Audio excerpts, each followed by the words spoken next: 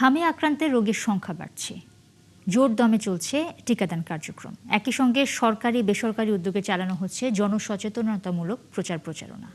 প্রতিটি হাসপাতালে রয়েছে শয্যা সংকট। চিকিৎসকরাও স্বীকার করেছেন হামের চিকিৎসায় জনবল সংকট রয়েছে। সহকর্মীদের তথ্য ও ছবিতে প্রতিবেদন। নেত্রকোনায় চলছে হাম নিয়ে জনসচেতনতামূলক প্রচার, আছে মাইকিং এবং লিফলেট বিতরণ।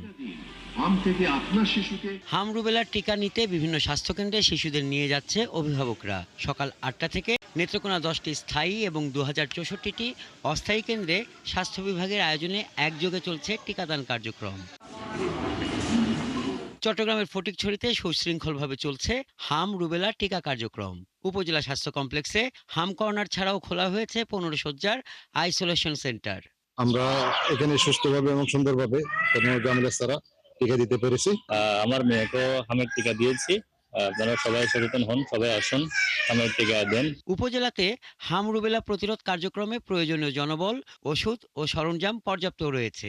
ফটিকছড়ি উপজেলা স্বাস্থ্য ও পরিবার পরিকল্পনা কর্মকর্তা জানান, উপজেলা স্বাস্থ্য কমপ্লেক্সের একাধিক চিকিৎসকের ছুটি বাতিল করা হয়েছে। যেসব পেশেন্ট ভর্তিযোগ্য তাদেরকে আমরা আমাদের স্বাস্থ্য কমপ্লেক্সে একটা প্রায় 10 বেডের একটা আইসোলেশন সেন্টার আমরা আলাদাভাবে রেখেছি এবং ওইখানে এখন পর্যন্ত অলমোস্ট প্রায় 15 থেকে 20 জন হামের রোগীকে আমরা চিকিৎসা প্রদান করেছি, যারা সুস্থ হয়ে অলরেডি সন্দেহভাজন হামের রোগী যারা বাড়ি ফিরে গেছে। ফিক্সড সেন্টার এবং আমাদের সাব সেন্টার সহ প্রত্যেকটা কেন্দ্রে আমরা পর্যাপ্ত পরিমাণ ভ্যাকসিন আমাদের হাতে রয়েছে।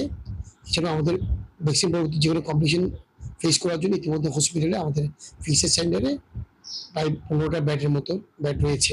পটুয়াখালীর হাসপাতালে হাম আইসোলেশন ওয়ার্ডে বাড়ছে রোগী। 30 বেডের বিপরীতে বর্তমানে রোগী ভর্তি রয়েছে 116 জন।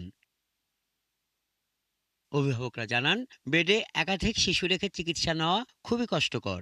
হাসপাতালে আসছি, কোনো সিট পাওয়া যাইতেছে না, নিচে সিটে বসি, তারপর ডাক্তার দেখছে 3 দিন ধরে খাওয়া বন্ধ, তারপর এই হাসপাতালে আবার ভর্তি করছি। শিশু বিশেষজ্ঞরা বলছেন, টিকা কার্যক্রম শুরু হওয়ার কয়েকদিনের মধ্যে পরিস্থিতি সহনীয় পর্যায়ে আসবে। তবে জনবল সংকটে সেবা দেওয়া ব্যাহত হচ্ছে। জায়গা ছোট আইসোলেশনে, কিন্তু রোগীর ধারণ ক্ষমতার চেয়ে অনেক বেশি রোগী। আমরা যারা সিস্টার আছেন, যারা আমরা চিকিৎসক আছি, আমরা আমাদের সীমিত জনবলের মধ্যে আমরা সাধ্যমতো চেষ্টা করছি রোগী ভালো করার জন্য। বাগেরহাটে তৃতীয় দিনের মতো চলছে হাম রুবেলা টিকাদান কর্মসূচি। মঙ্গলবার পর্যন্ত জেলায় মোট 25,264 জন শিশুকে টিকা দেওয়া হয়েছে।